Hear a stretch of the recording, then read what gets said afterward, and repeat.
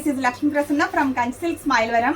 ఇదిగోండి ఇవాళ అయితే 3 పీస్ సెట్స్ వచ్చేసినాయండి. మన లేడీ కస్టమర్స్ ఎంతమంది అడుగుతున్నారు మేడం. చూడండి ఐటమ్ అయితే ఎంత బాగుందో, పిచ్చ క్లాస్గా ఉంది.